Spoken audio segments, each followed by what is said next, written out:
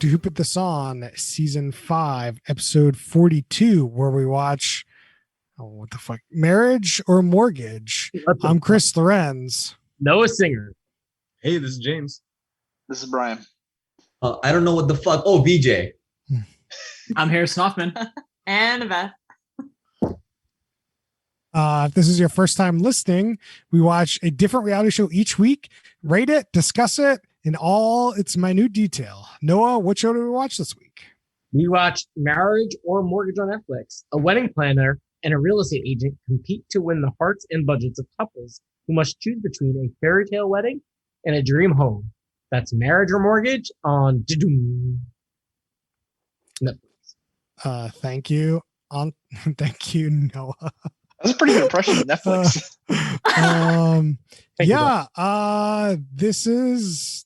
That's it. We get to see a combination of a wedding planning show and a house hunting show, and they pick one. Yeah, they get to compete over it. They get to pick a house or a wedding, and you get to see 20 minutes on a wedding and then 20 minutes on a houses, and they pick one.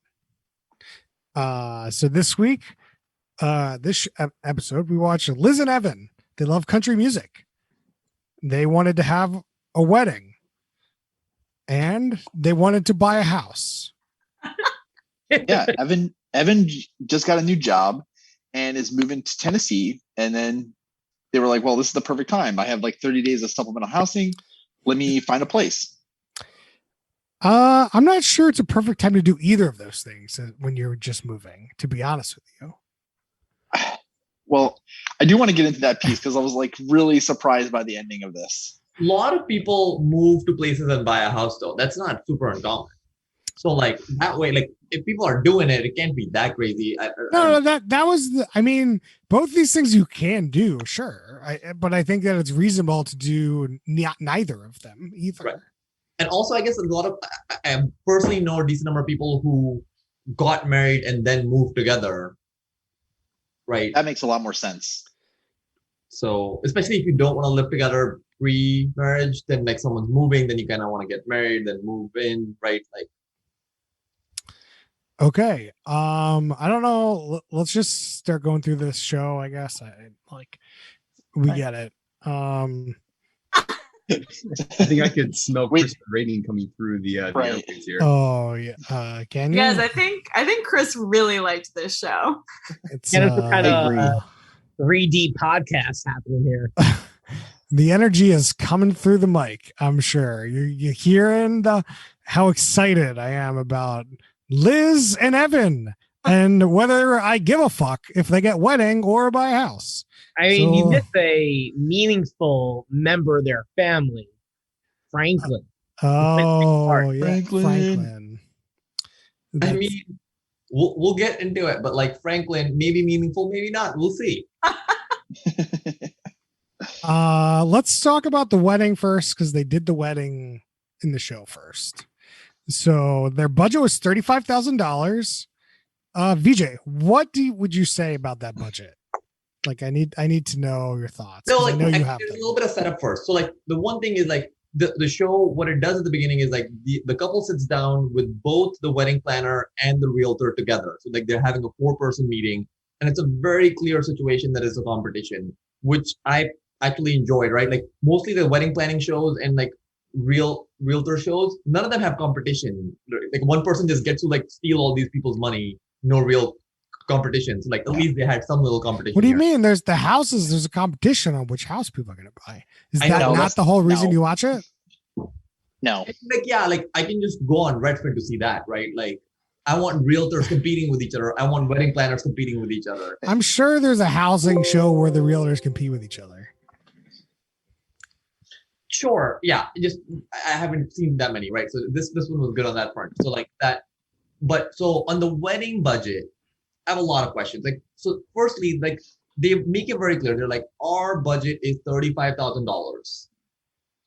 And then every time they have to spend any money, which like, it's completely unclear how it's going to be 35. She's like, oh, this is a lot of money. I'm like, but your budget is a lot of money. Like, why are you agreeing to spend a bunch of money? Like, why are you going to a planner being like, yeah, I'm willing to spend 35K when you're not willing to spend 35K. Right? Like normally you go to someone and you're like, I'm willing to spend 25K when you're willing to spend 30K. Not the other way around. But I'm sure they also had like some leeway. Like just like the housing budget had a little bit of leeway. They have like a little bit of leeway in the wedding budget. Yeah. Exactly. They had a leeway upwards, right? Like, or like these people like basically seem like they said a number, but they really didn't even want to spend that number. So the why I say that number. Yeah. No, but like no. Well, and like the guy in the couple, Evan, he's like in catering, so he's like familiar with like weddings, and they've been to a lot of weddings. Like I thought they would be a lot more familiar with what the cost of all of these elements are, because it seems like they've really talked about their wedding and they know exactly what they want. And then it seems like every time she quotes them a number, it's like a huge surprise, and they start kind of freaking out. So, and the numbers actually seem really reasonable. That's the other part. So like the first place to go to, I think it's called Fat Bottoms. Am I correct on that one? Yeah. Like, Yeah, Fat Bottom 3. Seems nice. And the lady's like, okay, it will be $6,000, includes the venue, includes the food, includes the alcohol. I'm like, great, you're gonna come in so under budget, $6,000 in this. You spend like $4,000 on a few other things. You got the transportation. She said about $1,200 on that. You got the food truck, another $1,500 on that. You got the DJ. You got the thing. Like $18,000. You're done here. You're good to go. Like this person's saving you bank. Maybe you can still buy that house and you can just like downgrade a little bit. You can get both done. And like they're like $6,000. This is so much. I'm like, this is the main expense. It's like it's got the venue, it's got the food, it's got the alcohol. What else is left here? Yeah, I mean, I think that television show that they're making that has to have drama. Yeah, I mean, I think that some of this is kind of in the way that they revealed all these costs to them, and it's not as if they like sat down with them at the beginning. It's like, okay, here's the budget, and here's kind of what you can expect for all these different things. They just kind of kept on saying, okay, and this thing's going to cost $5,000, and this thing's going to cost $2,000. Like they just kind of kept on walking them through that, and I just think that they kind of weren't able to keep a handle on like how much it was all going to be together, or how many more things she still had to introduce them to that they didn't know about yet. But okay, all of that makes sense except the point that Annabeth made, right? Like the guy works in the industry. Totally. Yeah, that seems really weird. I think also to go back to Chris's point earlier about like moving to a place and then immediately getting a wedding, I thought that was kind of weird for these people who don't seem familiar with Nashville. They don't know this like special food truck that might be at the wedding. They have no like connection to this brewery that's like being pitched to them. I thought that was kind of weird that you'd want to like move somewhere and like immediately like have like kind of your first thing there be your wedding. It's unclear to me how the first thing is, because like a lot of people plan their weddings like 6-9 months out. If they're moving now, then like, you know, like this wedding's gonna happen in 9 months. They can like, that's kind of the part of the venue planning. I guess so, but like I think it would also be nice like to have lived there a little bit and then like get the food truck you know is already your favorite, or like go to the brewery that you like. It was just that like they have no affiliation to like the places or like the trolley that they're pitching them to like be the transportation. Like they've never seen it before. And like I feel like it makes the wedding seem a lot more like impersonal when it's like these people who really care about having like the perfect wedding. To a degree, like, but the one thing they talked about was they think of it like a destination wedding, and I think that's a really clever twist of like killing two birds with one stone. And they also want both like network. You know, I thought it was like a destination wedding to like their family, but it won't be a destination to them because they're gonna live there. It'll be a destination for now. For now, yeah. It's kind of weird. They're definitely thinking of a destination wedding, and so like that's definitely what they've convinced themselves in their head. The timing might be a weird thing, right? Like if they wanted, like let's say they wanted to get married in the summer, and they have to book the place 9 months ahead. Now, if they wait like 4 or 5 months to get to know the place, they'll effectively have to delay the wedding by a year. Maybe she's already pregnant. Who knows, right? Like Yeah. I don't know what the situation is. Whoa! You think there's a shotgun wedding? Them going through with it, like spoiler alert, they end up like having a COVID wedding. So like that kind of. We'll have to get to the. I don't think it's COVID wedding. We'll have to get back to that. The teasers for the end of the show. Wait, you don't think it's a COVID wedding? It was a COVID wedding. Oh, yeah. They explicitly said this. When did they? Whoa! We're not there. You clearly tuned out at a point because they put up a placard Oh. that said the thing. Well, I just thought that they didn't show a lot of people because they didn't want to be on the show. No. No. Okay. You No, missed you a bunch completely of like cards. Oh, I That came definitely across the didn't. I screen. didn't read a fucking card. I did not do that.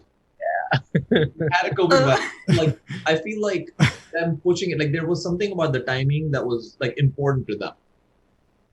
Right. So they spent 30. So at the end, okay, they choose the wedding. They say the total overall budget was $30,000. That's how much they spent on this wedding. You tell me it was a COVID wedding? They spent No. 30 grand on? No. The budget for the wedding, if it had happened in normal times, was about $30,000. They ended up downscaling it for COVID because they just had close immediate family there, and it was a lot cheaper. They talked about all this stuff on the show. I didn't Really get talk about any of the- that.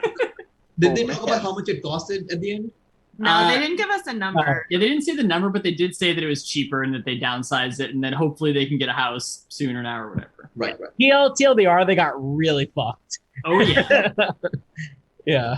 Why? Yeah. Why? How did they get that food truck? On Like one that- hand, they got really fucked. On the other hand, the like COVID saved them from making a bad financial decision. So like like Well, you can it- think that way. It could have been in the unclear. house. Yeah, it's unclear. Is Netflix splitting the money for the down payment or wedding, or are they coming out of it? Netflix is not giving these people $35,000 for an episode. No, they're working the deals. They Netflix already got them good deals, right? So like they got them discounts from the vendors. Because like these vendors want to be on Netflix. The houses were nicely staged. Like Netflix, that's like the Netflix effect. Let's be clear, guys. These people already decided they were going to have a wedding. They already chose this wedding planner. Then they were signed up for this show. They're like, we'll just show you 3 houses. We'll film all this stuff. We'll give you like 10 grand or whatever normal reality show money you would get. And that's it. Like, there was no choice here. There's no Chris, like, they went to the office of marriage or mortgage. that was for the show. Like, this is all show stuff. With the way they set it up, it's incredible because they do call it like the marriage or mortgage office, which leads you to believe that these 2 women are operating this business where this is a common situation where they are coaching people through this decision of a house or a wedding. Well, like in the next episode, is it the same realtor and the same wedding planner? Yeah.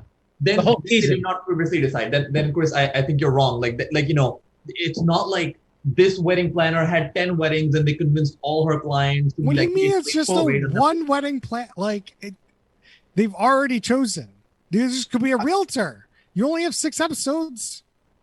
I'm in agreement that they could have chosen ahead of time. Like they get these 6 people in, and then it's like, okay, some people chose a house, some people chose a wedding, but we don't know. And that's part of the fun of the show is this gambling aspect. No, I actually think it's like if I was one of the couples, right? Like I actually think like you can actually get a better deal in this situation.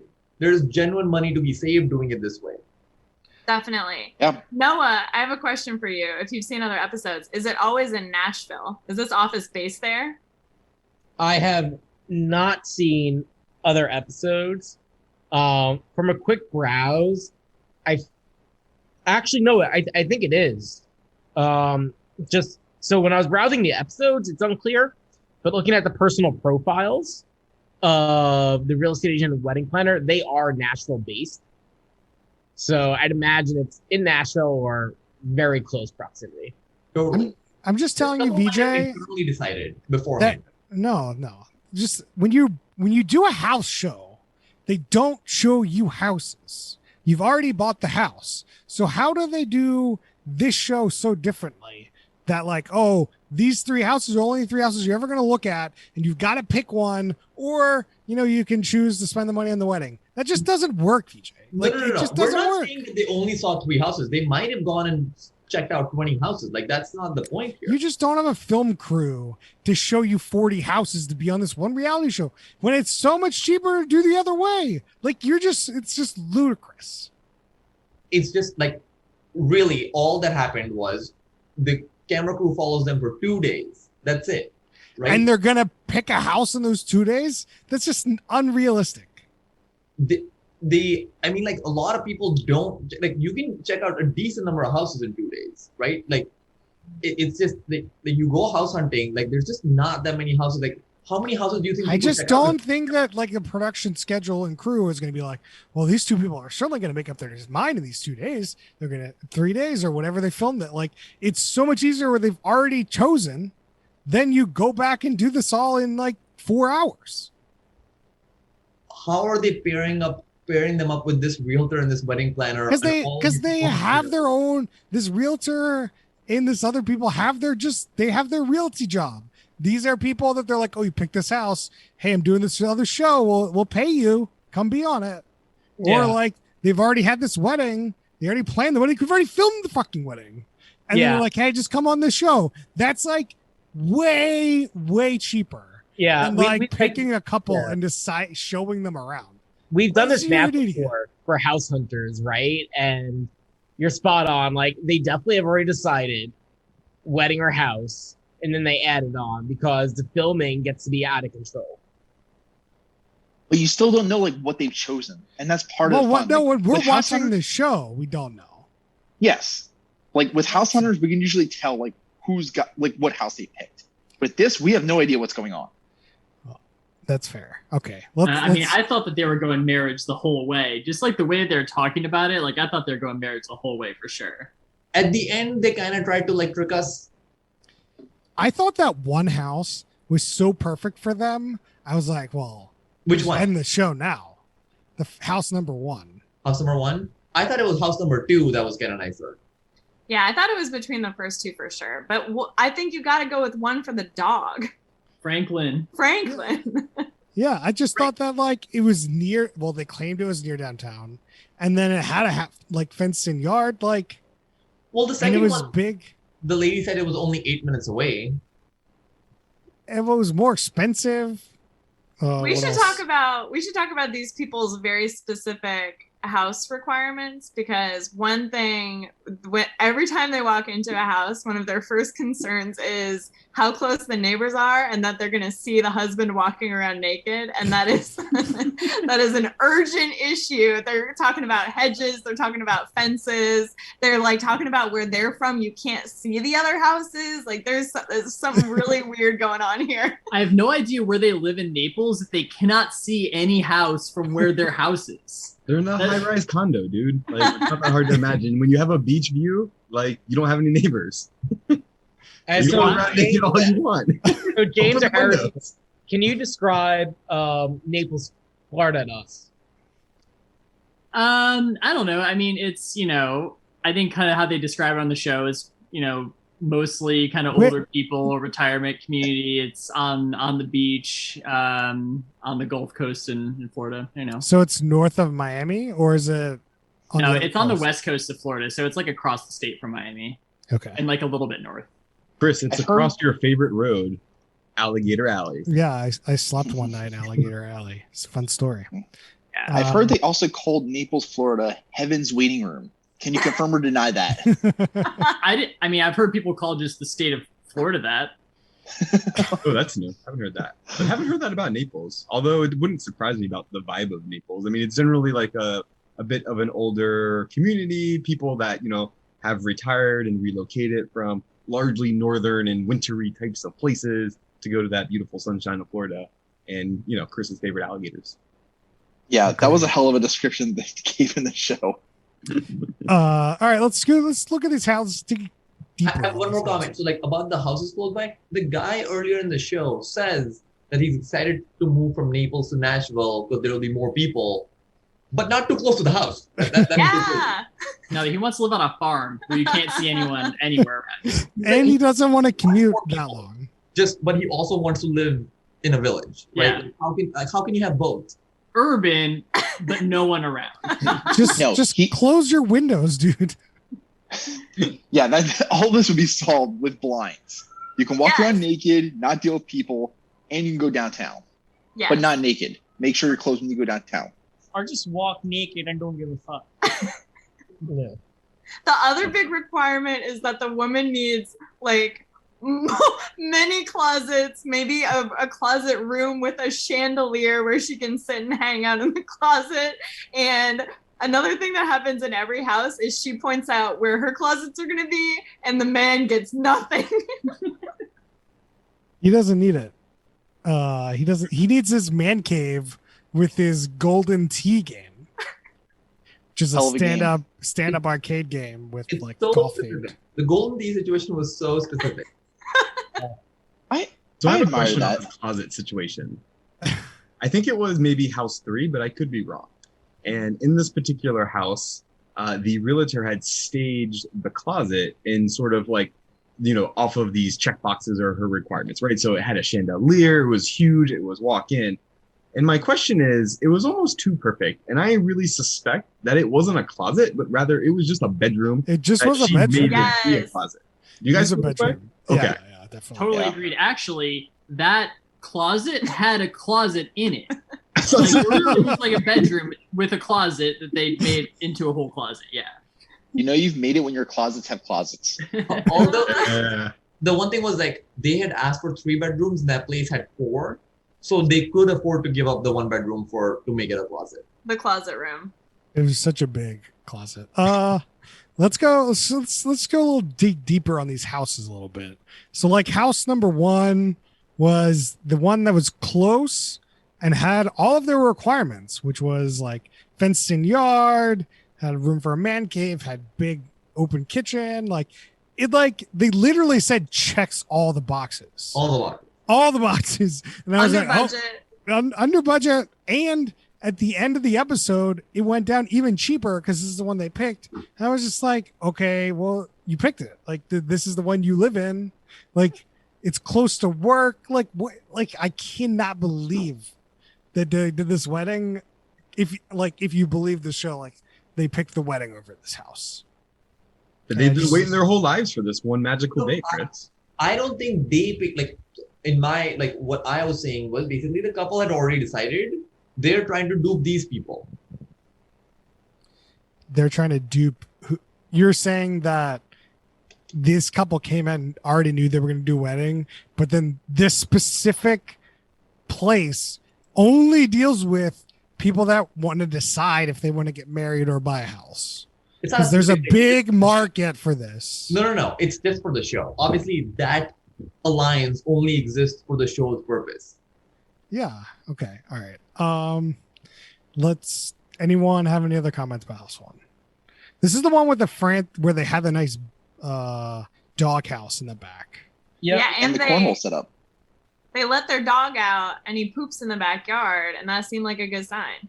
That's how you know. And they made a big point about how Franklin can't poop as much as he wants because they have to walk him down the stairs in their condo. So you got to move to this house. And then also later in the episode, they were like, the first house yard is the reason he's tired and he's happy. So like he was sleeping in the car. So it seemed like at that point it really does seem like, oh, like Franklin loves this place. They're talking about Franklin a bunch. Like this could be the winner. Let's talk about House 2 here. This is the one you think they would have picked, VJ. No, It was I just thought it was the best house. It was over budget by like 50,000. Did not have a fence for Franklin. And the realtor made the most ludicrous claim that, oh, we'll talk to the builders, see if they'll put a fence in for you. I'm like, they ain't putting shit in for free. Like, No. Hold up. that's Yeah. Go ahead, VJ. It's pretty reasonable. Like basically in the first house, she was able to drive down the price by $20,000. In the second house, they could have been like, okay, don't do the price drop. Instead, just build us a fence. Hold up. I got to chime in I again. can't- I just I don't can't. think that's what happened.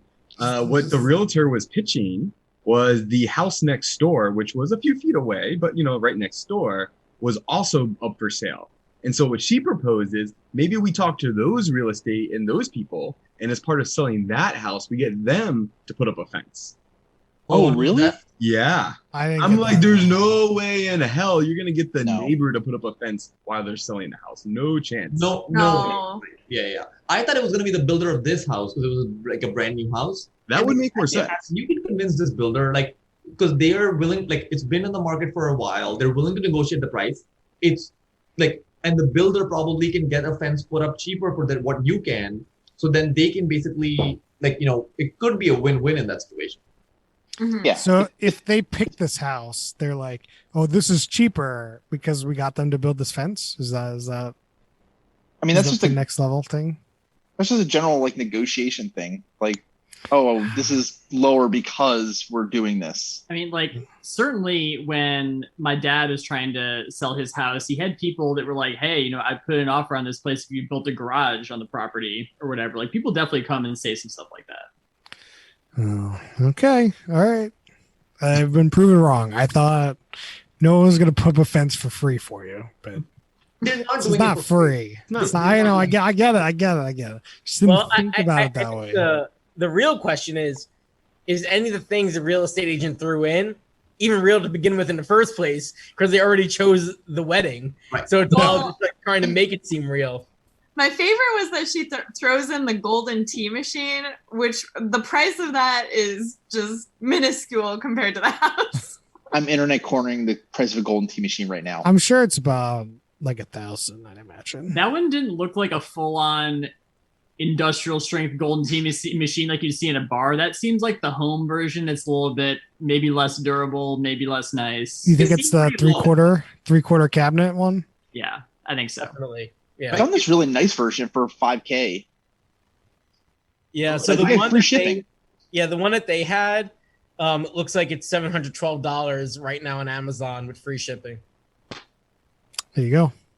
Get that out of here. I mean, but like 5K though, like that. If you got the real one that Brian's looking at, 5K that's a, 5K is Yeah. real. Yeah. That's some money. that's over 1%, right? yeah. Do you want a fence or do you want the golden tea machine? You know, choose your gift. I really want to see like somebody put in their like offer. Hey, we're gonna make this offer, but just pop in a golden tea machine. Here's the link. Well, like Uh, people do hey, we're gonna put in the offer, but you have to leave all this furniture that is currently in the place. So it would be kind of more similar to that. Yeah, for sure. It would just be funnier if they just like go purchase this. all right, let's talk about house number 3 here. It's in the suburbs. There's no way they picked this fucking house. Just like throw this garbage segment out of the show. It didn't seem cheaper. It like they kept talking about how it's further and it's cheaper, but like It was the same price as house 1. It was and much the bigger. size of one really too. So like it just why is it just I didn't really make sense. They didn't really explain that part. It was almost 50% larger. House 1 was 2,000 square feet. This was 2,800 square feet. Oh, it was the same size as the house 2. Is that what happened? I didn't catch the square footage of house 2. I thought there were 2 with 2,800. So yeah, I probably got confused there. Makes sense. It's a big house, and most importantly, it was in the town of Franklin. I was Full very Franklin. important. They You- stole the sign. All the stuff in house 3 though did look dated. Like the cabinets did look dated, and the bathroom did not look great. So yeah, it just wasn't great. The upsell was the staged man cave though. Yes. Get Evan on board. Which also like the man cave staging also looked dated. It did, but a man cave usually looks dated, so that's fine. I feel like the whole thing with the man cave is like you want to do the decorating yourself. Like nobody wants to like just acquire somebody else's dream of a man cave, right? Like if okay. you have like your heart set on like the things you want in your fun room, then like you're gonna want to put that stuff in there. I feel like setting it up is so much fun. Yeah, This- right. This is something that I noticed immediately with House 1, and that like they tried to throw in some like stereotypical like country things, like House 1 cornhole setup, like and for the man cave, like you have the open sign, you have beer mini fridge, like they tried to throw in stuff that like just like easy sells for like them, and I don't know if they'd like talked to them beforehand, but like it just didn't seem All kosher. the staging was for not necessarily all for us, but generally for us. Like it was something interesting to see at this house. Like otherwise, it's nothing. I mean, They that's all don't do a staging good is. job of like doing the realty show like house details, right? They don't do a good job on that, and they probably could have. I got the tone I had and the tone I was getting for this whole show is like they didn't give a fuck. Like they didn't show you what the wedding was really going to be like, which we'll get back to the wedding. They didn't really show what these houses were. They kind of just like it felt like they could have made all this shit up, and like the first house could have been 4,000 square feet. It could have been these houses could have been right next to each other. It seems very lazy to me. Yeah, Overall. I'm interested what to you're- see. You can go, James. Yeah, I was just gonna kind of like I think I kind of get where Chris is coming from when I thought about the show when it finished. It felt very much like you took a couple of shows, you mashed them up and condensed them, and then kind of combined it, and with a little sprinkle of an overlay, right?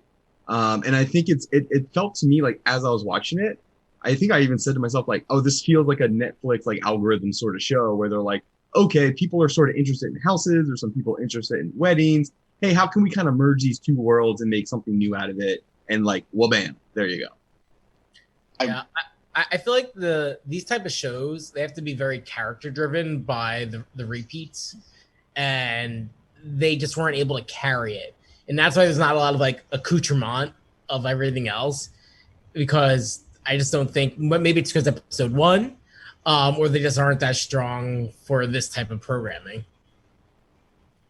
Yeah, I So- think there's a way you cut this show that would be really interesting, where it like is a lot more centered on the real estate agent and that like wedding planner woman, and you get like more like sort of like Queer Eye. You get more insight into like, oh, like here are the houses I'm gonna pick. This is why I think they're gonna like them. Like this will be really fit their style and stuff. Like that'd be kind of cool.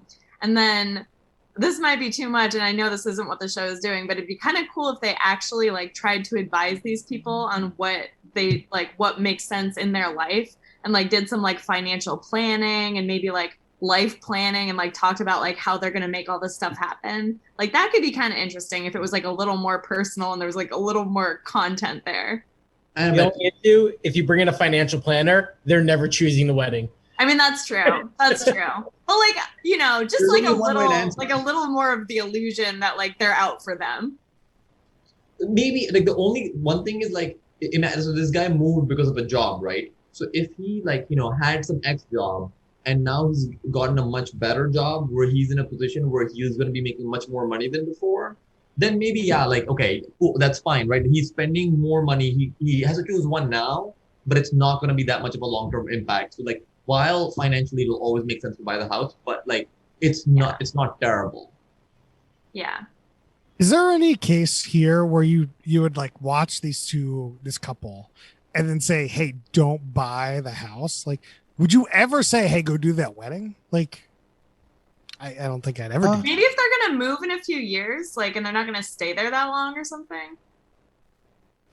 Just this, like, the show's premise is very suspect to begin with. Like, as we all sit here and we're like, I can't believe they chose the wedding. Anytime they choose a wedding, I feel like I'm going to say the same thing. If it's Okay. truly between those two things, then it really doesn't make sense, right? Like if it like only time it'll make sense is when you internally feel, oh, they have the money to do both anyway, so it doesn't matter. Yeah, that's why I think the premise of the show is flawed to begin with. 100% agree. Brian, you want to say something? I don't know. Like I do agree that like they probably have the money for both, but they made a sound judgment at the end where it's like, hey, like we're just moving to the city. Like we haven't really explored it.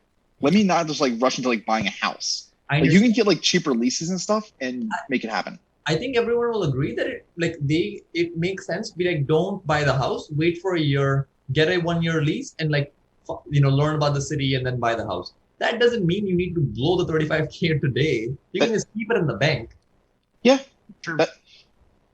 Also agree with that, but like we're not talking about like making like sound like decisions. Like we're talking about like, okay, like we're trying to like make progress in life. The show tricks you a little bit, and I know they do it for like the wordplay, but like by saying marriage or mortgage, they firstly like the real choices aren't marriage or mortgage, it's wedding or house, right? But now they've increased the goodness in the wedding part, they're calling it marriage, and decrease the goodness in the house part, they're calling it mortgage. So they're kind of trying to like, if the They have to. Yeah, it's like, do you want to be in love and with your partner forever, or do you want to be burdened with all this debt? right, exactly. Yeah. Well, so before they did the houses thing, let's get back to this wedding planning bit, because I think it was terrible. Like if you go to a wedding planner, they're like, okay, here are the things you need. What's your budget? Line by line. This is like where you go to get your wedding dress. This is where we're going to go to your flowers. Like we're going to pick between these 3 people and see what you like. And instead, like you just go and like there's some nebulous money and this person complains about the money all the time. And it's like, okay, well, we're picking between these 2. So like 2 options, a trolley or this bus. and you pick one. But like the grand scheme of thing, I don't know like what like how much this bus budget is. Like what's left in the budget, as like VJ talked about a little earlier. But like you just never get the high level view of the wedding. So then I was so confused what was going on. I mean, these people aren't good with money, right? Like that's kind of the basic premise of the show. Like, hey, here's some people, they're not good with money. So we're not really going to show you a bunch of math. This is just how does your heart feel? And does it feel like blowing a bunch of money or blowing a bunch of money? I mean, they were resistant to some things. They were just like, yeah, let's just not do the drapes because that's $1,500 for one day. Like, yeah, I get that. Like, they're still making like a dumb decision and doing the wedding, but they're still like trying to make like smarter mini decisions within that. The mini decision, you can't be making many decisions without having the high level view that like Chris is talking about. Like, you have to look at that in the picture. Like, of like, hey, like, what's the situation? Like, how have they come up with the $35,000 number is beyond me to begin with. That's something they hide. They could have like done, oh yeah, they're gonna put 20% down on a house. So in that case, like they would have 90K around. So 35K for a wedding venue and figuring that stuff out, then dealing with like all these other logistics on the side maybe makes more sense.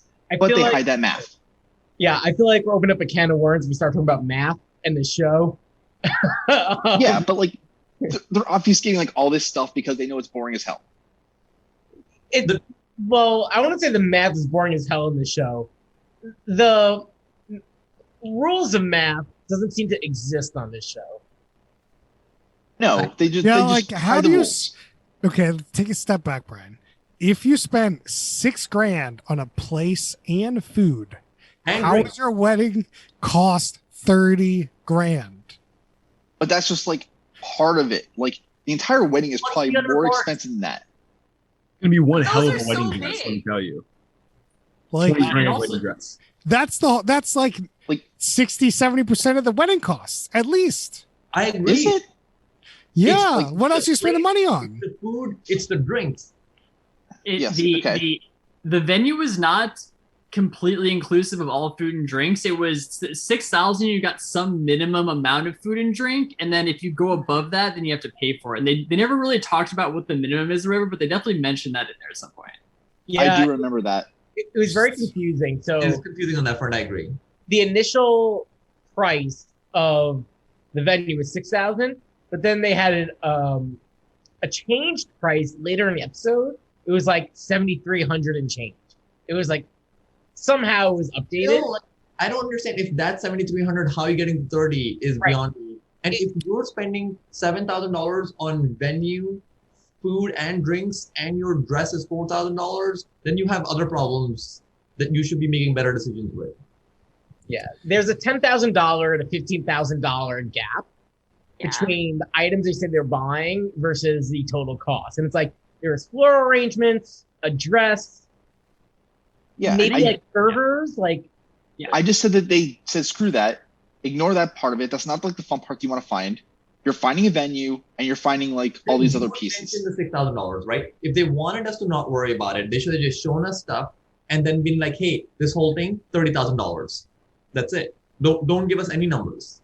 If you're giving me numbers, I will question them every time. I'm with VJ. They should have just been like, hey, we got wedding option A, wedding option B. They both cost whatever. Here's the numbers. What do you like? Yeah. Like, that would have been like more entertaining, I think, and like less, because like I feel like even now we're getting all hung up on like all the like numbers of this. And to Chris's point, they did a terrible job at covering all encompassing of the wedding, right? They just left out entire aspects that we have no idea about, which is fine. But just show me option A, option B, and like make it a show. Yeah, it would have been way better. It's like, okay, here's wedding A for you because this is $35,000. This is where we're going to spend it on. This is option B. We're going to spend $35,000. This is where we're going to spend it on. Which one do you like? We'll go try them all out. We'll try things out. That is a better version of this segment than anything that they did, which is just like, just as a high level, choose this venue or this venue. Choose this trolley or this bus. But that's not how wedding planning works. Like Well, you're that's not choosing exactly- like as a It doesn't package. matter how wedding planning works. That's how wedding planning shows work. I right? don't know. We're not trying to wedding plan. the- We're just trying to watch a show. Yeah, and like we're also the minority that we're talking about numbers. Nobody gives a fuck about numbers. I'm You're not. watching a reality I didn't show. say numbers, Brian. I just said I want to see like where you're going to spend the money and show like this is what your wedding's going to overall be. All I got in this was like this is how people are going to get transported to the wedding. Who gives a fuck? Like That was so important. They That spent, was important. That is smart. they spent I mean, so it much time is, on that.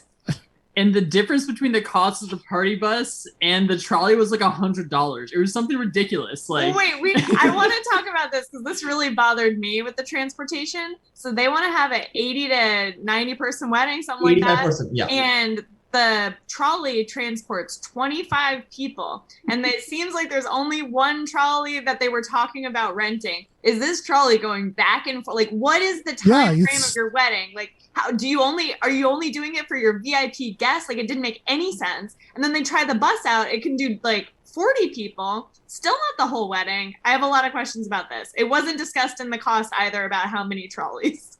No, and then on top of that, so whenever they show both for the trolley and for the bus, they do the calculation only for 4 hours, right? Yes. But now, if you are doing church wedding, then going from there to cocktail hour, then to the reception, so this trolley is not taking them home.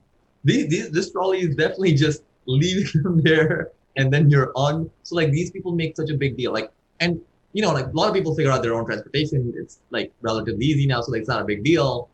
But then like, why make a big deal that this really matters to you? You want your guests to be convenienced, except like you're only getting them there when they're sober, then they're drunk because she says that it's going to be a rager, and then they're on their own. Yeah. Trapped. well, I mean, they talked about wanting the transportation to also be from the reception back to the hotel, but it didn't seem like they factored that into the cost of renting it. Like, It would be so much more, like it would be so many more hours, right? Like the hours just didn't make sense. I have a theory. Maybe that's why everything's so cheap. Like each part is like a 30-minute little thing.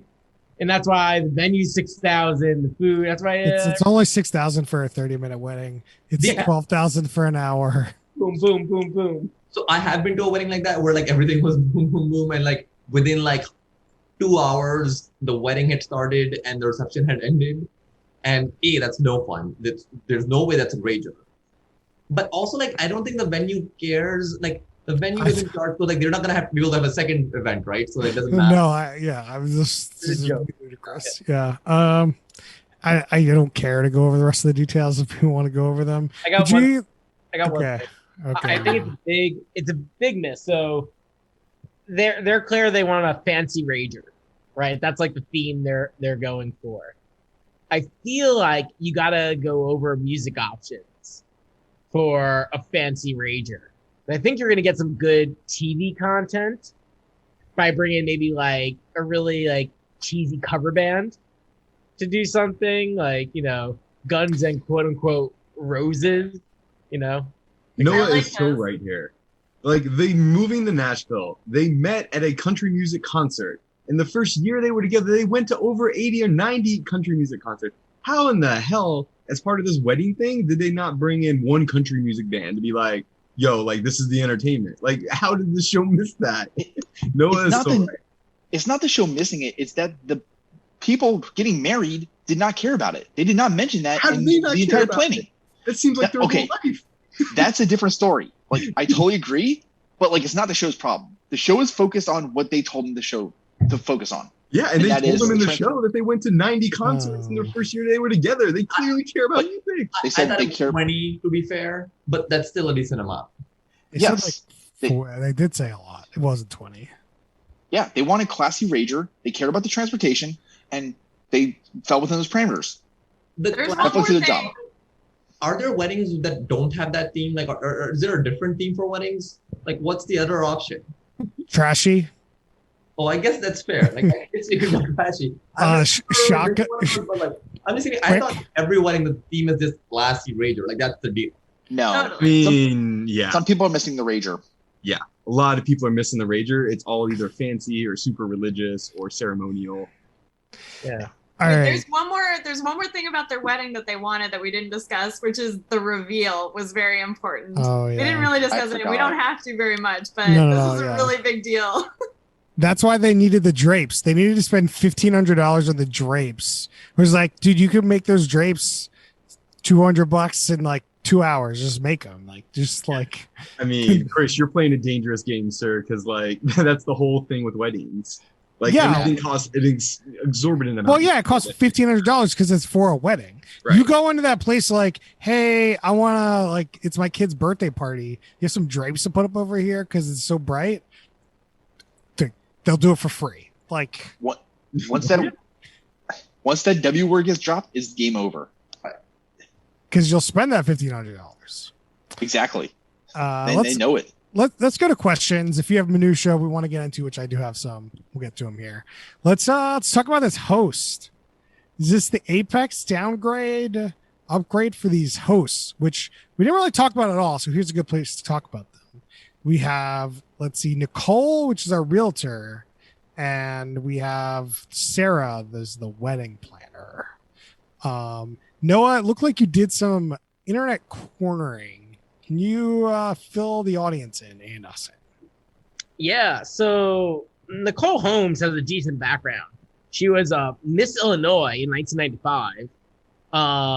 Yeah, like she was a supermodel basically. She has a picture on her Instagram. She was rocking, like really killing it. She was. We get it. No, we get it. I think is that the implication that she's not killing it right now? Also, She's what is older. supermodel? She's older. I'll say that. You know, I'm not going to take the bait too much. You know, she was a Sotheby's agent. Like, she definitely had like a pretty good career.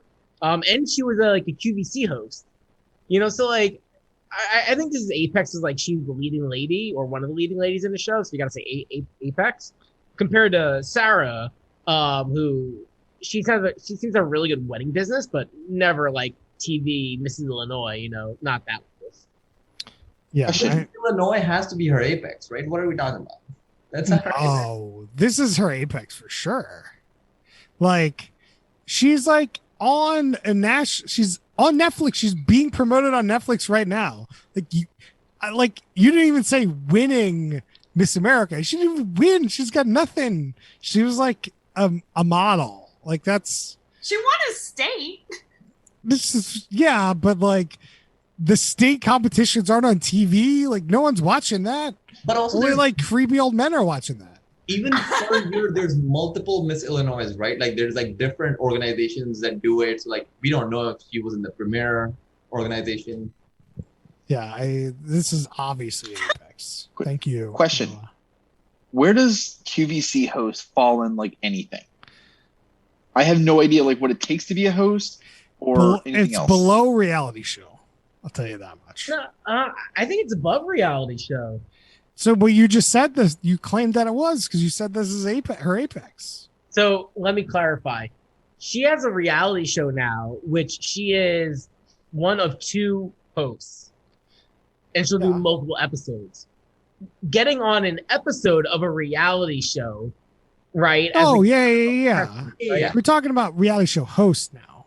Not like you could also be a guest on QVC and wouldn't call you like a host on QVC either. Yeah, no, but she was a host. Like it's on her LinkedIn. You know, this is like her is it the real question is it on her IMDb?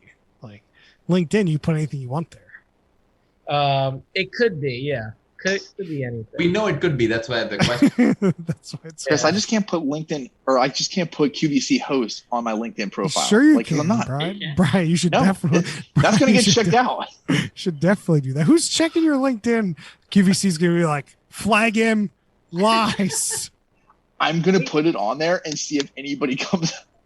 Somebody will comment on it when you get in your next job. It's like, I see you're a QVC host. Brian, I'll endorse you for QVC. Yes. This is how little people check other people's resume. We've had, over the last decade, we've had multiple Fortune 500 CEOs who lied on their resume at some point in their career.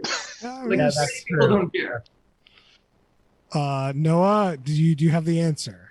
Is it on her IMDb? Her IMDb? That's what the question was. I was bringing back her LinkedIn at the moment. Let me check. I will say though, this show is panned on IMDb. They got a 3.5 right now. Oh, shocker. One thing while we're talking about the hosts is that the show does this, like, they try to have some chemistry with these two people, and like between segments, they'll like have some comments and some quips about, oh, they're going to choose a wedding because I'm a wedding planner.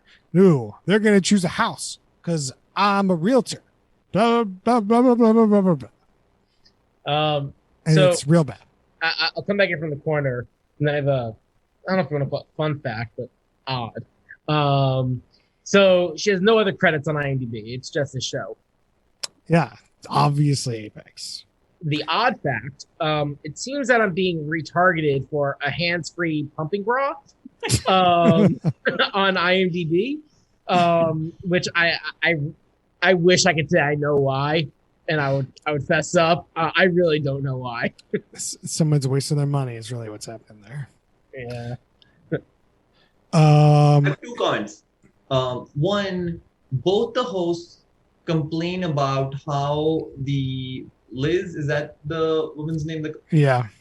How Liz doesn't make decisions and seems like she's making decisions just fine. I said the same thing while I was watching it. I thought she was totally making decisions. I thought it was really weird. And I thought it was really weird that it seemed like there was no pressure on Evan to make any decisions. It was always her. Liz is getting hated on for no real reason. And then the second, just open question, I forget, I'm sure one of you can tell me, like, there's the other home show where like there's the married couple, one is the realtor, one does the fixing up, whatever that's called, right? Oh. And then Chip and Joanna Gaines. Yeah. Fixer Upper. If in this case, the realtor and the wedding planner, if they were a couple, do you think that would be fun? Yeah. I think any sort of relationship where it'd be fun to see them quip would be more fun. The only problem I have with if they were a couple, and if their finances are combined, then they'll just try to push the couple whichever way they make the more money, right?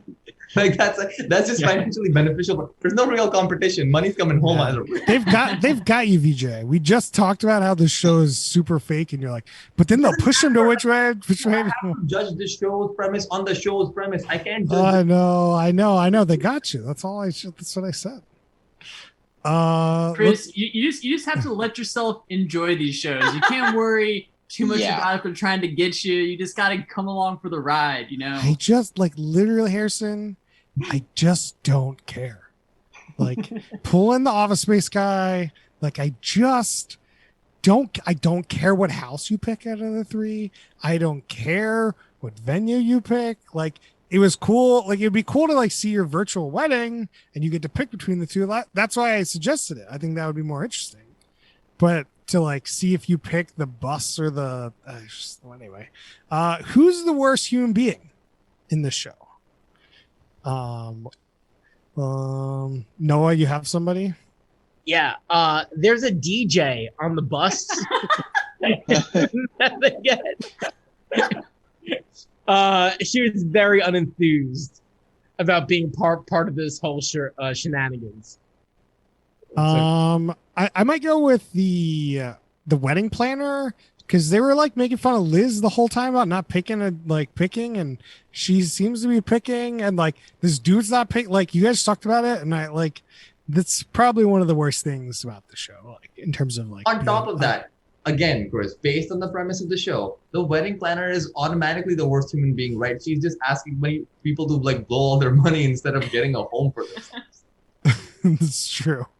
Producers also for setting this up. She's got to get paid.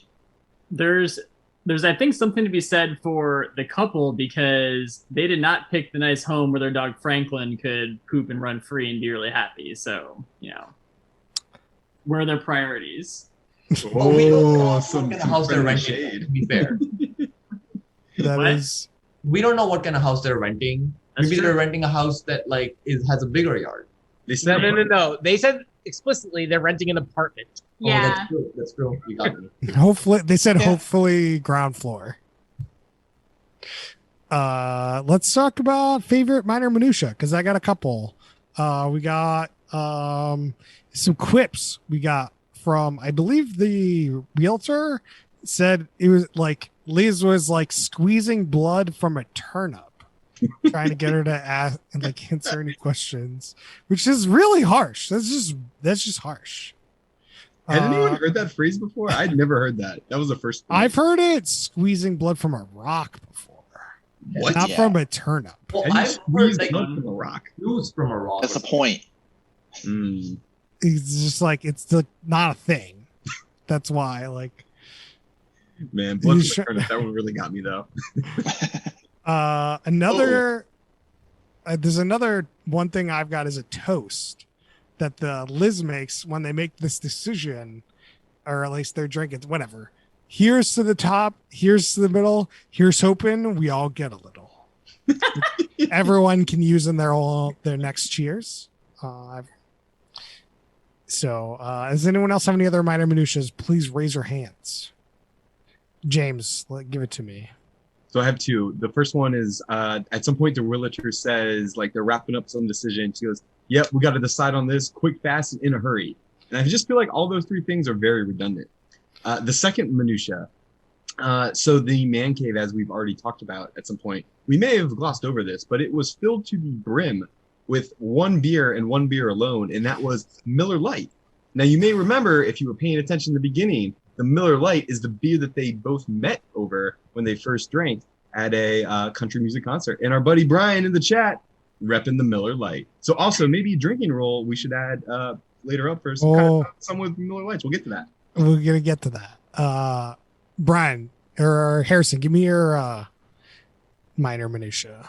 Yeah, so I mean, I think that probably my favorite part about the host, as we were just talking about a second ago, is kind of like their rivalry a little bit. But when they're in like that sort of pitch meeting and they're sort of pitching each other, when the wedding planner is like pitching their thing and they're just keeping on like, and we got the food truck for free, and we got the curtains for free, and like all this shit. They just keep cutting to the realtor, and she looks fucking pissed. She is like, "You are blowing up my spot right now. I need that commission." She's putting out a real good vibe. I actually saw it the other way, because when the realtor's like, "I got the price dropped to $425," and then like the wedding planner's face is just so like Yes. I actually noticed only the other way. It's interesting that you noticed the other way. Brian, you got your minor minutia? Yeah, so when they were driving to one of the houses, Franklin was farting in the car, and they made like a good minute segment about this. You just need like one joke, and then just keep going with it. All right, let's get to the drinking rules. James, I think you're right. Anytime they're drinking, and if they're drinking a Miller Lite, you take a lot. You gotta really drink on the Miller Lights, because who knows? Maybe the whole show sponsored a Miller Lite. Who knows? Hopefully, that would be some legendary stuff. Great beer, legendary beer. Noah, what's the drinking rule you got there? Every time this show does not represent Women's History Month, take a drink. What? Okay. You got bashing on the woman for no point. Oh, okay. Like, yeah. I needed the explicit version of what the fuck you meant. Yeah. So every time the show bashes on the woman for being a woman for no good reason, For Take a making break. the decisions that are important to their lives. VJ, give me your drinking rule. I think every time the couple is intent, like you can tell that they're intentionally trying to trick you into their options being like, into which decision they're gonna make, take a shot. Okay, James, did I steal your drinking rule? Do you have another one? You did. I'm trying to think on the spot here. Let's just say every time the wedding planner is trying to convince them to just blow their money on this party. I don't know. I just felt dirty every time it happened, so I felt like I should be drinking. Annabeth, you got a drinking rule? I mean, for this episode, it'd be every time you see Franklin. So perhaps for the series, every time you see an animal. Well, there you go. Anytime you see those pigeons. Harrison, you got one? I don't know. How about maybe drink every time there's some math that doesn't make sense? You're just drunk. Brian, you got a roll? During the competitiveness part, drink every time like something gets like lowered or like comes in thrown in for free. I think that's a good one. Our last one's got to be you get a drink when they choose, and you get to place bets on what you think. And if you win, you give out those bets, and if you lose, you drink those bets. I like how the combo of Brian and Chris's rules means like the last 5 minutes of this show, you're just chugging. You're done. Maybe. You can also do a drink every time they're at a new venue because, like, they'll do wedding venues and they'll do houses. Oh, that's a good one too. I like where your head's at. I got one final one. Drink a shot or something extremely strong if they choose a wedding because it's a bad decision. You need to make a bad decision with them. you gotta drink some absinthe. Bad decisions. Let's get into this production schedule. As we talked about, I think we kind of talked about it already, so maybe we'll skip it. We're pretty long, so we'll skip that one. 4 hours, maybe a day. So obviously the show's inspirations. Which shows inspired the show? We kind of talked about that too with Chip and Joanna Gaines. Like, this is clearly like just a mashup of two different shows, House Hunters. And does anyone know what this like wedding like planning show is? Is there like a quintessential wedding planning show? I assume it's something that's on E. Or HGTV again, maybe. Are weddings HGTV? They might be. I don't know. I've heard of Say Yes to the Dress, but I think that's more dress focused than full wedding planning. I wonder if we need to like put that in our like make one of those shows that like is so big that we've never done kind of shows. I don't know. I think wedding planning shows can be fun. Yeah. I think they could be. Like, I wouldn't say like house hunting or like shows are good, but like that Chip and Joanna Gaines show was decent. It was decent. Like, it's enjoyable for sure. Yeah, there's definitely not that many. Like, it's the two big ones are Say Yes to the Dress and Bridezillas. Like, those are ones I'm looking at, like reality TV shows for weddings, and it's like everything else is pretty under the radar or very new, like Indian Matchmaking. I guess we saw the Big Days, a wedding planning show, right? We watched that a few weeks ago. Maybe this is why, because it's just not that interesting. I don't know. Would this show be better as a Quibi? And I think so. Maybe. It's probably not enough time to go over a house and a wedding. Like, it would just be weird. I think if you're trying to make it this to a Quibi, or Quibi, you would have to like split up into like an entire season. Because like, I imagine it like one house is an episode, and then it's not a Quibi. That defeats the purpose of the idea of a Quibi, though. No, it doesn't. Like, I don't know why you always think like one episode of like Netflix show should be one episode of Quibi. Like, Quibi, the idea was like small episodes that like they still have seasons. One couple could be an entire season on Quibi. I also think that would be terrible. That's yes, I think it would be terrible. Like, you can break it apart like that, but I just don't think that would be good. I don't think it would be good. Anyone think yes? Raise their hand. Okay. Moving on. Let's do our last question. Ratings. So we do a stack ranking system. We do top, middle, bottom, third compared to other reality shows. Some people might even do rankings in rankings. VJ, what do you got for me? This for me, middle, bottom of the middle. I'd say like I like the concept.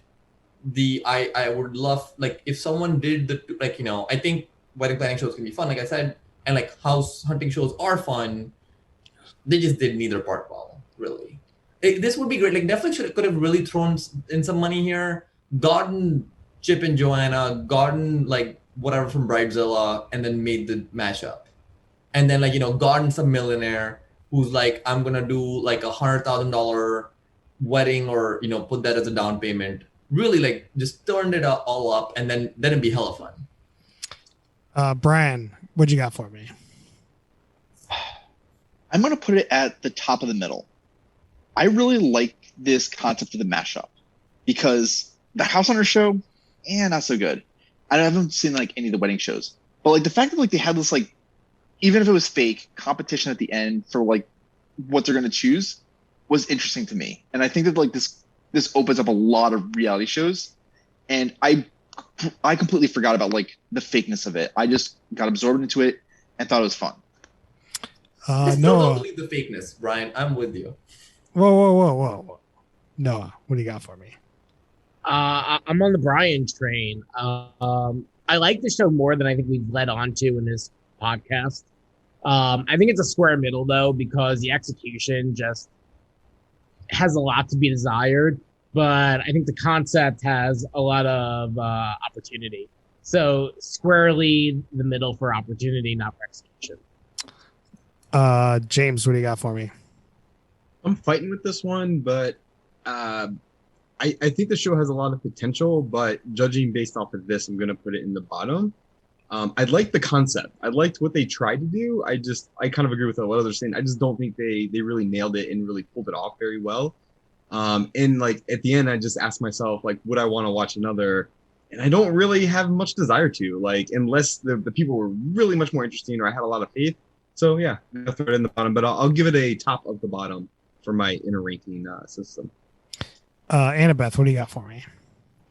I think this is in the middle for me. I think it's like there's some stuff in it that I think is interesting. I can kind of forget about the fakeness of it because like I like the two concepts here, and I wish they sort of leaned more into like the devil on one shoulder and the angel on the other of the wedding, or like the house. I thought that's some funny stuff. But I think maybe one thing that hurt it for me was I didn't care a lot about this particular couple, so I could see being more into another episode of it. But I thought it was pretty good. Harrison, what do you got for me? I mean, I think with these types of shows that are self-contained in each episode on Netflix, like they can put them out in any order. And I think they usually stack one of the best, if not the best episodes, the first one to like hook you on it and kind of keep you going. So like, I don't have a ton of hope that like the execution will actually like improve throughout the season, or that it'll kind of like grow into it, like that sort of thing. I thought it was decent. It's kind of it's a little bit on the border for me. I think it's probably going to be like the bottom of the middle for me. One thing that I wish that they had sort of thrown in there is there some kind of way that the wedding planner and the real estate agent can combine forces to present an option that allows them to get married and have a house, and see if that's interesting to them? I would have loved to have that mix too. That'd be pretty cool. I mean, if it's not clear, I think this is bottom of the bottom. I think it's terrible. I did not care, and I don't care. And I can't believe this is in the middle for the majority of these people. So I'm a minority. I'm about to watch the whole thing. Oh no, Anshul. I'm with you on that. Like, I'm definitely gonna pop on another episode tonight. But oh my god! I will provide an update, and it might like completely change my rating. I'm excited to hear about the update.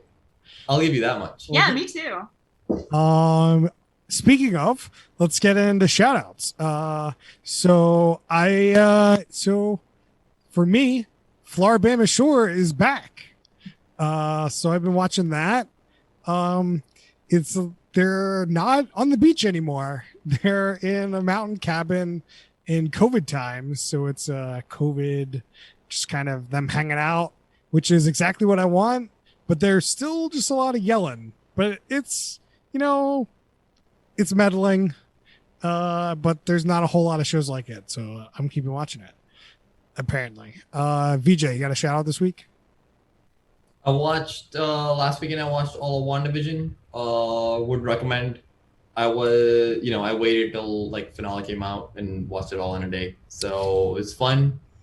Definitely recommend people watching it. And that's kind of all I watched. I highly recommend watching it that way. Week to week was not the best. Noah, you got a shout out this week? Yeah, one, I finally finished my Office rewatch. Quite enjoyable and really just so clear. There's like Steve Carell Office and then post Steve Carell Office. I was going to ask if you watched the season that doesn't exist, but exists. I don't know what that is. the last season without Steve Carell, you know? There's many seasons without Or- Steve Carell. Oh, Yeah, it's like pretty much halfway through the show. It's like my memory was also like, oh, he was on it for most. Not the case. What? I thought it was like season 7 or something that like he went out. Like it was only like 2 after. Yeah, it's that bad, Brian, that those 2 seasons feel like 7 other seasons. but for a show plug, so since that's over, I need to find a new like fix in that category. I restarted Unbreakable Kimmy Schmidt, starting on season 3, and it's much better than I remember. Like for some reason, I dropped it in season 2, picking up in season 3, and it's like firecrackers everywhere. It's great. James, you got a shout out this week? Sure. I mean, I'll give the shout out to Below Deck Sailing Yacht, all new season 2, live and in the motion. I feel like right now I'm kind of in like a bunch of current shows, so I'm just kind of keeping tabs on Snowpiercer, Young Rock, Keenan, Floribama Shore, and MTV's The Challenge. There's a whole onslaught of TV menu to get through. It's a lot. It's great. You're just watching TV all the time now. You know, there's this. Whew, it's a lot to To be cope with. fair, It's great. like he just mentioned like I know. 4.5 hours of TV a week. I know. I've probably watched that much most days. He made it seem like it was a lot, and I was just kind of playing into it. I mean, I did also catch up in sort of binge mode WandaVision because I'd been kind of holding out. Like I was basically I tried to watch episode 1 like weeks ago and it wasn't really catching me. So I turned it off like about 10 minutes in. Then when I heard all the chatter, everyone's kind of watching it, whatever, decided like, okay, let me power through. And it definitely got better as it went. But I could see watching that one week to week be a little bit painful. No, it's just you could also just start in like episode 3 or 4 too. Mm. If episode 1 is like, if you can't make it 5 minutes into that, it's like not super important. Annabeth, you got a shout out this week? Yeah, we watched all of the big flower fight on Netflix, and I thought it was surprisingly great. I really liked it. Question for you on that. Did you watch the HBO Max flower reality competition show? No, I didn't. Ooh, maybe we need to do like a flower competition reality off because there's like the same show on HBO. Cool. It feels very spring appropriate. Yeah, we can do it for Easter coming up. For Springween's coming up too. So Oh, Springween, the international holiday. Yeah. When is that coming then? Go to springween.com to learn all about Springween. Harrison, you got a shout out this week? So we haven't been, I think, in the podcast talking about this, but we did. Annabeth and I finished watching the whole first season of Ainori Love Wagon. That Japanese dating show where they get in the van and drive around Africa and try and find love. And it was pretty wild. It was a pretty good show end to end. Like they had a bunch of really good educational segments on Africa and lots of different things happening there. And like, it was cool. It was interesting. Question for you. Oh, I have a question too. Yeah. No, go ahead. Can we get a Shumai spoiler? Oh, Shumai. Oh, man. I mean, I don't know if we just want to spoil Ainori Love Wagon here for everybody on the show, but Just answer one question for me. Does anyone find love in the Love Yes. Wagon? Okay. I just want to make sure that there is some love. And love is the wagon a shaken? love exists. Love is found for some, but not all, I would say. Okay. Brian, do you have a shout out this week? Nothing different show wise. I've been playing this game called Persona 5 though. Awesome story based game that I will not spoil, but if you have a chance, go play it. All right. Well, that's it for us this week. You can find us on Twitter at @HoopWithTheSon. You can find us on Facebook.com/HoopWithTheSon. You can email us questions and suggestions at HoopWithTheSon@gmail.com. Bye.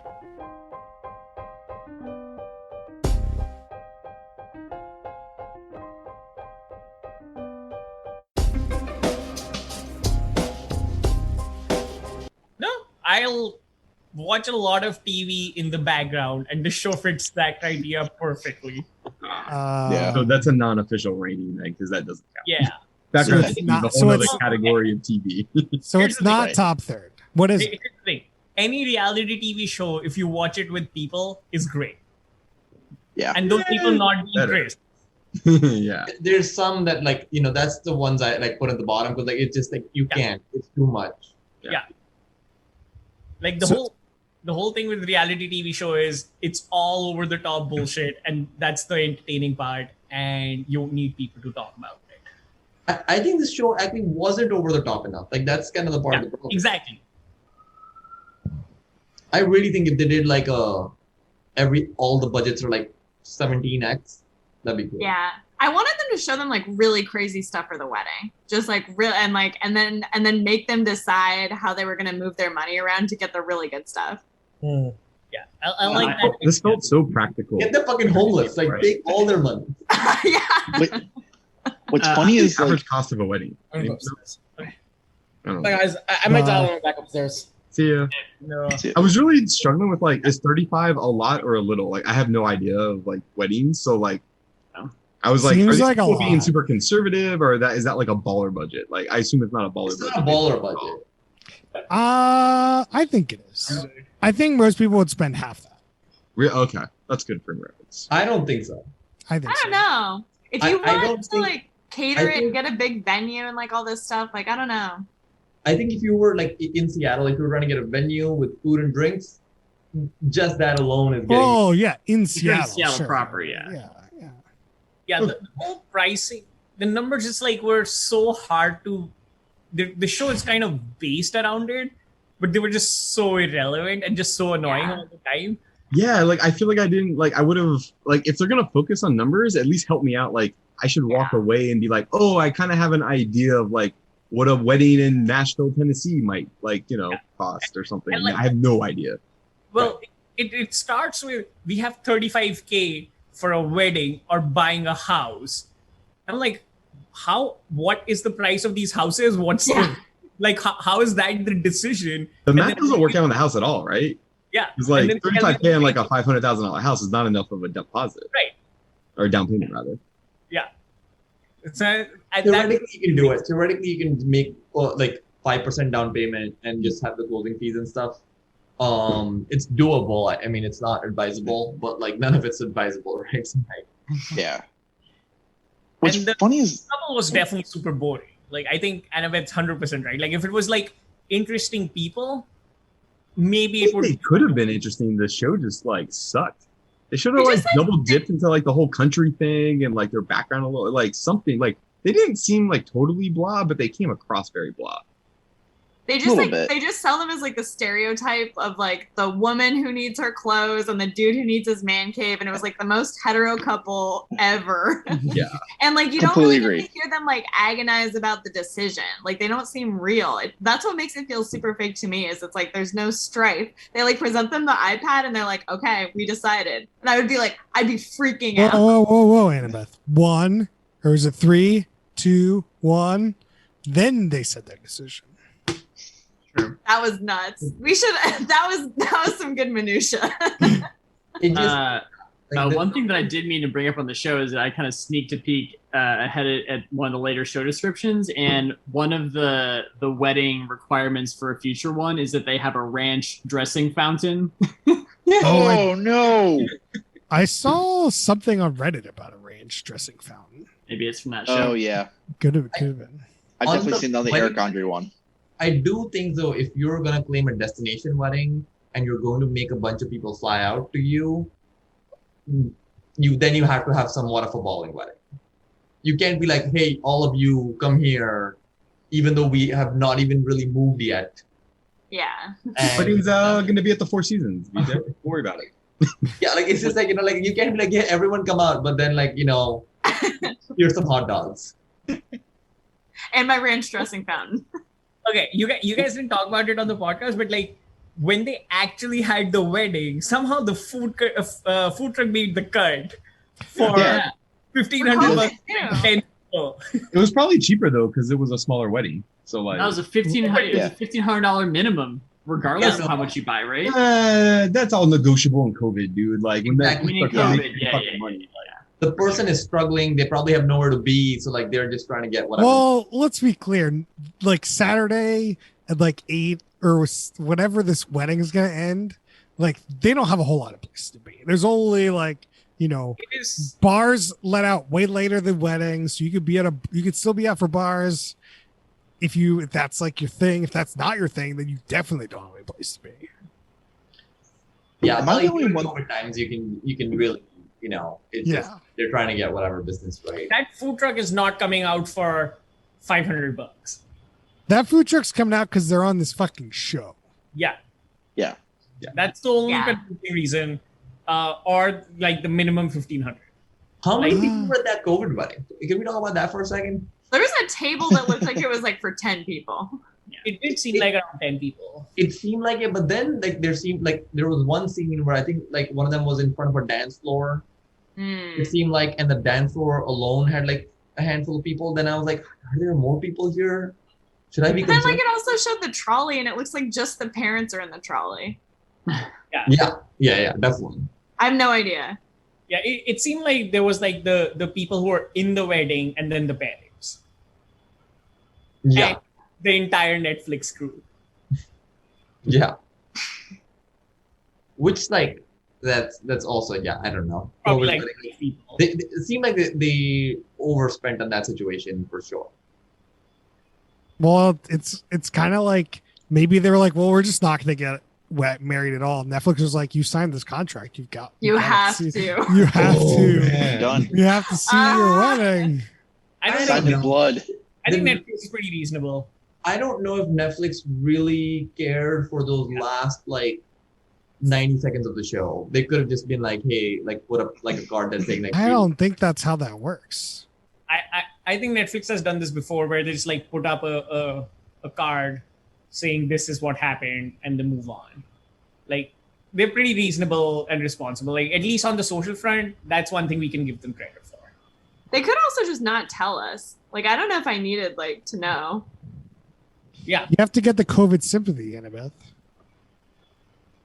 I guess. In this case, it 100% changes the like every one of us had a reaction to that except Chris. Except for me. At Christmas. I had already checked out 20 Even minutes though it ago. was a COVID wedding, Chris was like, "What the fuck happened? No one this wedding."